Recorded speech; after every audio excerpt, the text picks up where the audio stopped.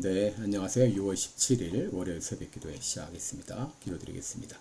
은혜로우신 우리 아버지, 또 어제 아버지 날 은혜 가운데 예배 드리게 하시고 또 기쁨으로 새 하루를 맞이했습니다. 오늘 하루도 주님 앞에 온전히 의탁합니다. 주님이여 선히 인도하여 주시옵소서. 하나님 아버지, 오늘도 나의 말과 생각과 삶을 통해 하나님께 온전히 영광 돌리는 귀한 하루가 되게 하여 주옵소서.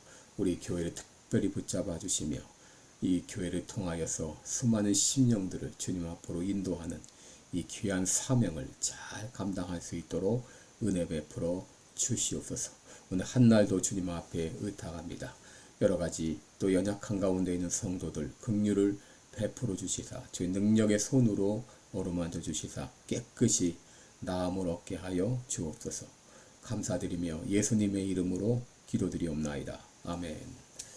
네, 찬송가 600장 부르겠습니다. 교회 참된 터는 예전 찬송가 242장입니다. 600장입니다.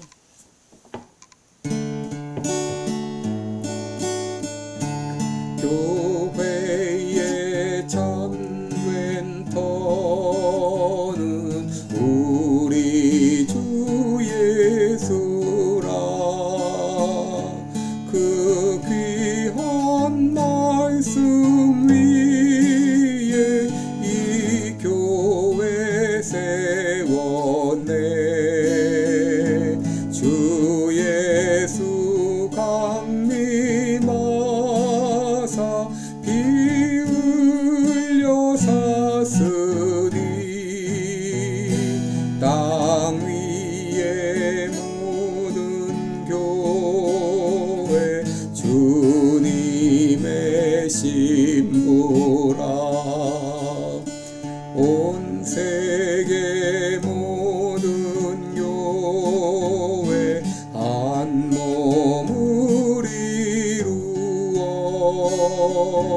한 주님 섬기면서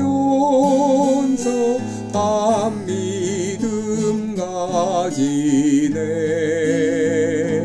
한 이름 찬송하고 한 성경 읽으며 다 같은 소망 품고 늘 은혜 받도다. 땅 위의 모든 교회 주 안에 있어서 하늘의 성도들과 한 몸을 이루네. 오 주여 복을 주사 저 성도들 같이 우리도 주와 함께 늘 살게 하소서. 아멘.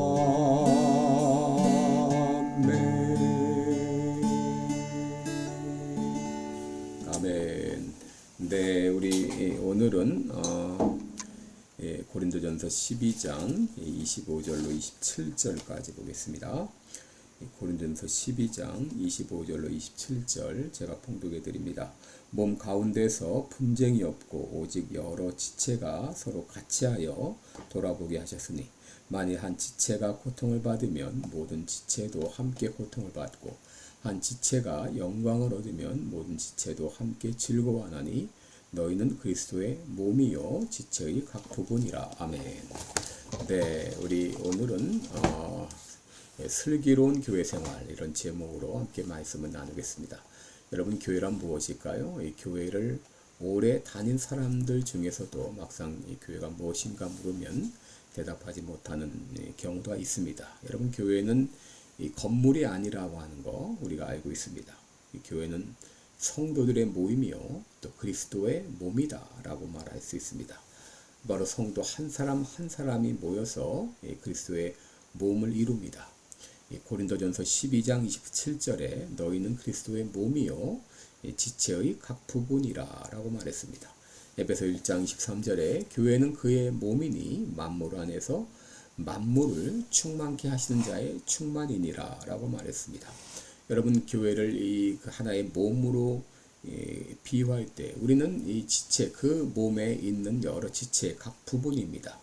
여러분, 자동차의 부품은 약 25,000개, 또 이 비행기의 부품은 450만 개 정도가 되는데, 사람의 장기는 28만 7천 개가 있다고 합니다.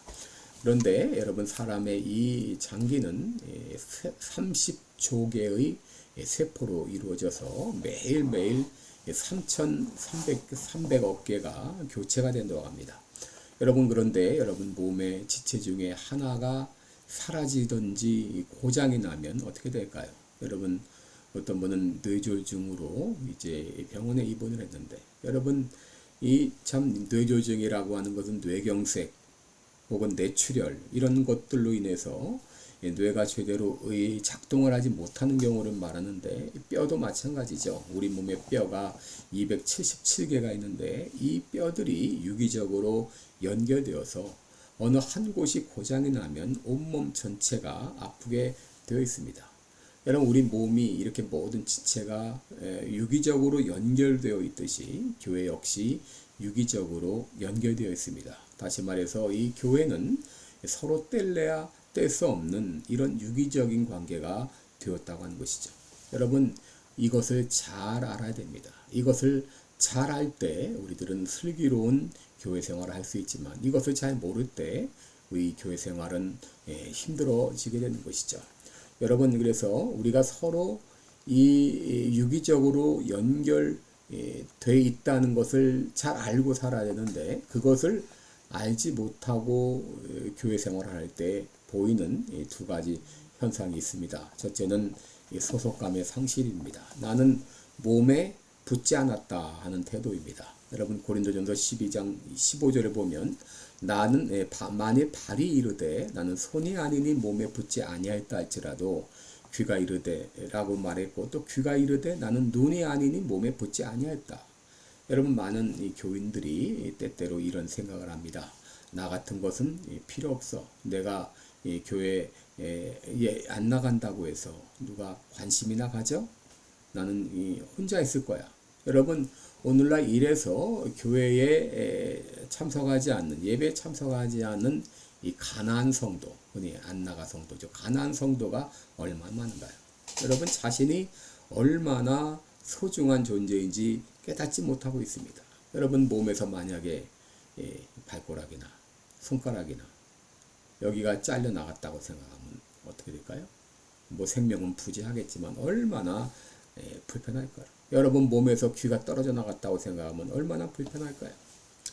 여러분, 이 예수님의 제자들, 예수님이 십자가를 지기 전까지 내가 크다, 네가 크다 막 서로 싸우다가 예수님 십자가에 달리시자 뿔뿔이 다 도망갔습니다. 그럼에도 여러분, 예수님은 끝까지 그들을 포기하지 않으셨어요.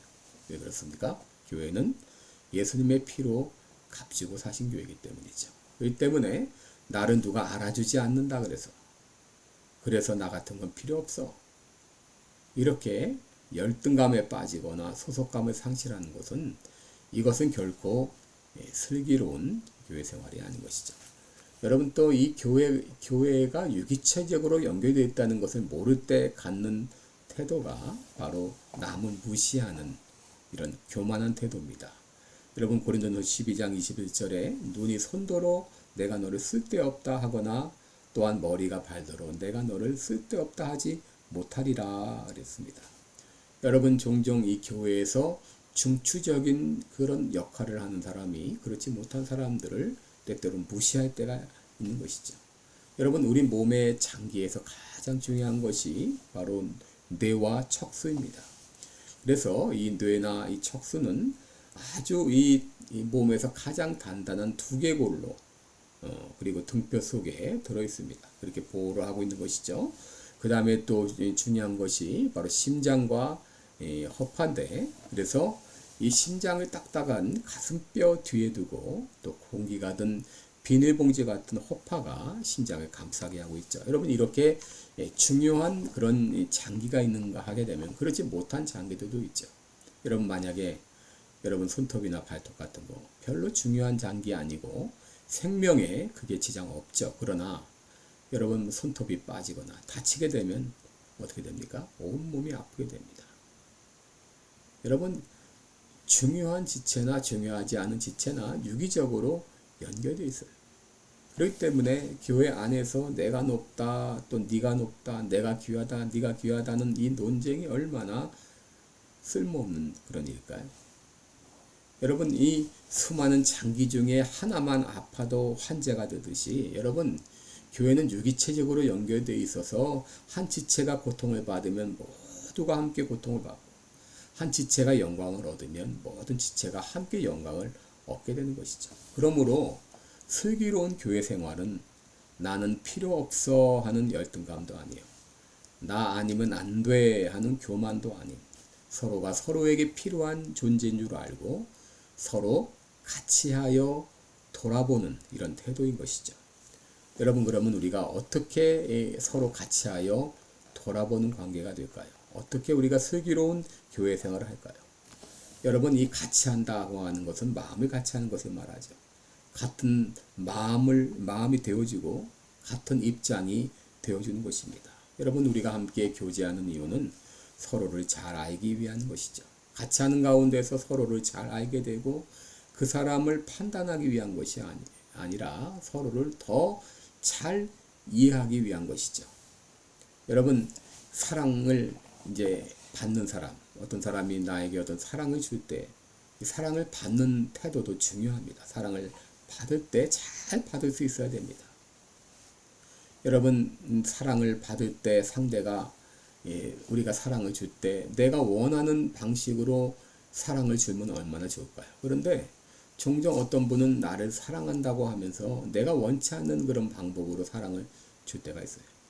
그럴지라도 그 사람의 그 사랑의 동기를 보고 그 사랑을 슬기롭게 잘 받아줘야 됩니다. 여러분 사랑을 주는 사람은 그저 내 마음대로 내 생각대로 주는 것이 아니라 사랑의 방법을 잘 알아야 돼요. 상대방이 그 사랑을 받을 수 있게끔 그 사랑을 줘야 됩니다. 잠언 말씀에 있죠. 누군가를 축복하면서 새벽에 가서 큰 소리로 축복하면 듣는 자는 그것을 저주하는 줄을 알 것이다 그랬습니다. 여러분 그렇기 때문에 우리들은 상대가 원하는 방식으로 사랑을 줄 수 있도록 그렇게 해야 됩니다. 여러분 우리들은 여러 가지 필요하기 때문에 좋은 말을 해주는데 아무리 좋은 말도 상대가 받아주지 않으면 소용이 없습니다. 받을 수 없다면 소용이 없죠. 말해주는 것도 좋지만 받는 사람의 수용 능력도 생각해야 되는 것이죠. 만약에 누군가에게 이런저런 말을 해주고 싶은데 상대가 그 말을 잘 받지 못할 때 그런 때는 어떻게 할까요?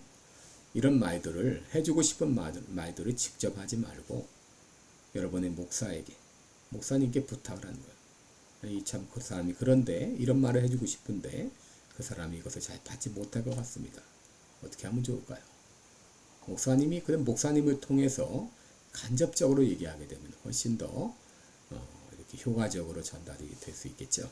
여러분 우리가 교회 안에서 일어나는 이 여러 가지 갈등과 어려움들이 왜 일어납니까? 내 딴에는 그에게 좋은 말을 해주고 좋게 해주려고 다시 말하면 사랑을 주려고 하는데 그 사람이 그것을 받지 못할 때 여기서 갈등이 일어나죠. 왜 내 일에 간섭하느냐 이제 이렇게 나오는 것이죠. 이것은 결코 슬기로운 교회 생활이 아닙니다. 여러분 어떻게 슬기롭게 할까요? 그 사람이 받을 수 있게 그 사람의 입장이 되어줘야 됩니다. 그리고 그것이 안 될 때는 목사를 통해서 그런 말들을 전달하고 사랑을 전달할 수 있도록 하는 것이 보다 슬기로운 교회 생활입니다. 기도하겠습니다. 은혜로우신 우리 아버지, 우리가 교회 생활하면서 때때로 여러 가지 갈등이 일어납니다. 또 아버지 어려움이 있습니다. 내 딴에는 좋은 뜻으로 좋은 의도로 좋은 말을 해주려고 했지만 그런 것들이 상대에게 오해를 불러일으키고 어려움을 불러일으킵니다. 어떻게 슬기롭게 교회 생활을 해야 될지 우리에게 알려 주시옵시고 오늘 귀한 말씀대로 진정 사랑하는 마음으로 서로 같이하여 돌아보는 이런 아름다운 교회가 되게 하여 주옵소서. 예수님의 이름으로 기도드리옵나이다. 아멘. 네, 여러분 오늘 하루는 교회 생활, 교회 우리 멤버들을 이름을 일일이 불러가면서 기도하는 하루가 되시기 바랍니다. 고맙습니다.